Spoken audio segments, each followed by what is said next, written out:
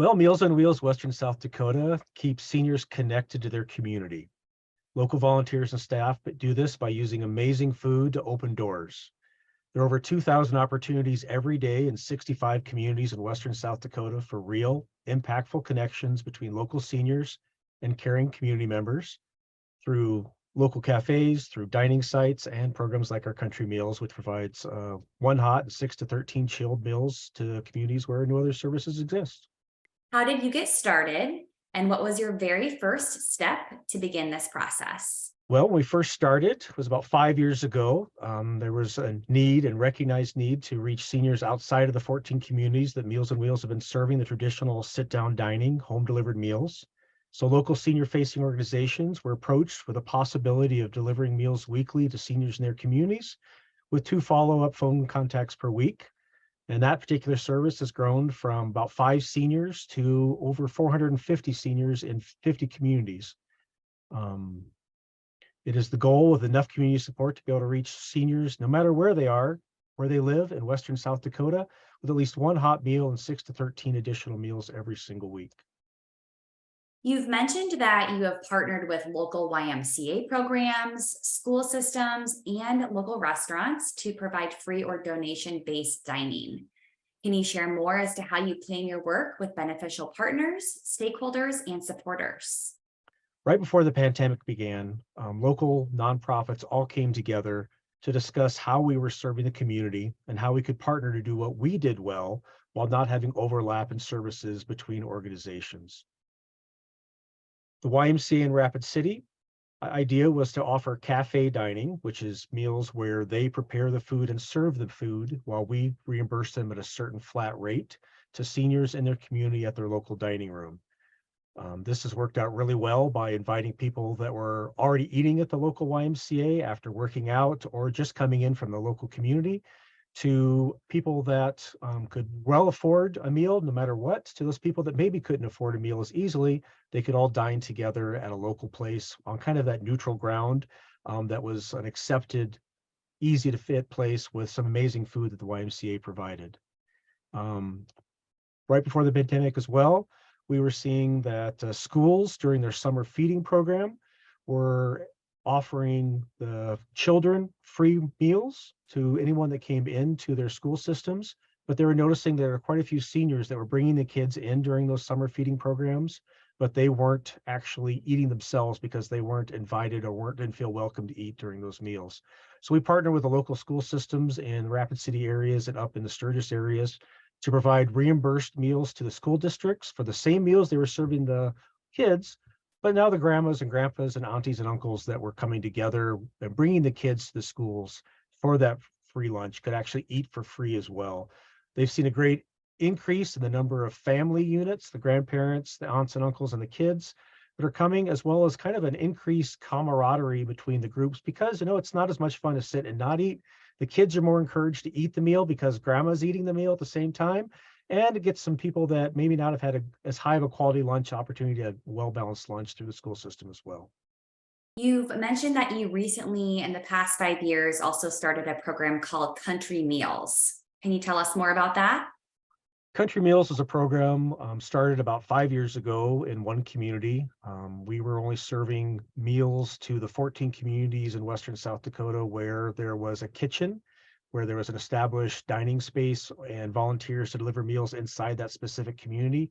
But 2, 3, 5 miles outside of those communities, no services were available for seniors that lived on ranches or in smaller towns outside of those communities. So we started reaching out to the local service senior-facing senior providers, whether it be the long-term services and supports, whether it be the ambulance services, whether it be doctors, nurses' office, and offered and asked them if that would be something that would be worthwhile in their area.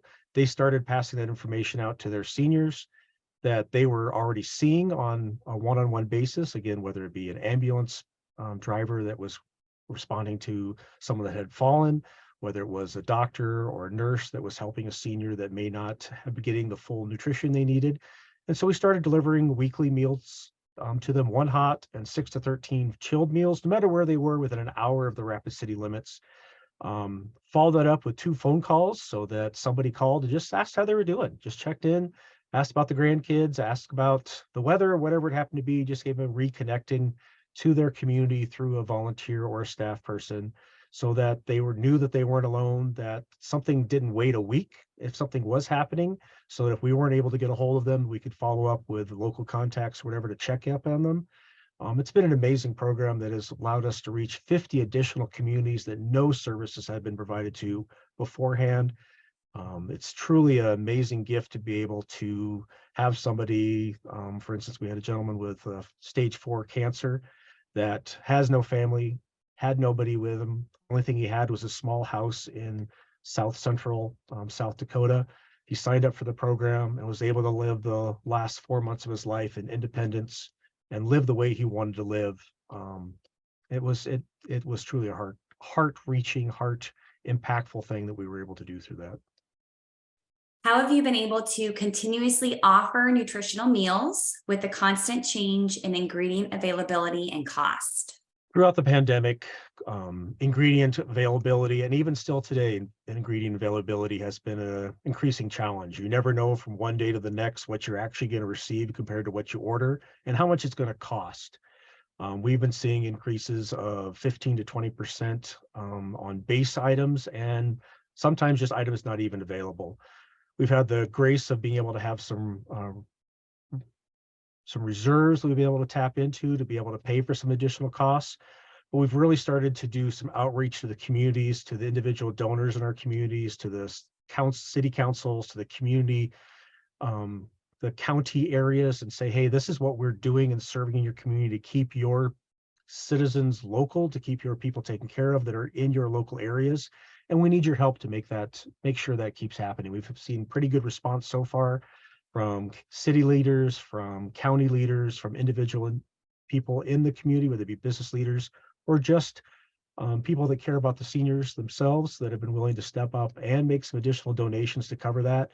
But it certainly is a challenge that we're seeing across the state and across the region, where people are seeing increased labor costs, increased food costs, as well as increased fuel and input costs. That is truly going to be a challenge that's going to be with us for quite some time. What, if anything, throughout your time with Meals on Wheels, would you do differently? Do differently. That's always a fun thing. What can you do and what should have you done differently beforehand? I think the biggest thing I would have liked to have seen differently was for us to try and reach more of those communities sooner than we've done. I think that having somebody being able to stay in their home, be able to receive a community member to remove to maintain those contacts, those community connections, whether they live downtown of the big city of Rapid City, which is 65,000 people, or if they live in a branch 20 miles north of the closest city. It's giving back to the seniors what they have given to us over the past generations, the stability, the safety, the knowledge that their next meal is being taken care of. I know many times I went to grandma's house and she was the first thing we did, walk in the door, she started pulling that food out of the fridge.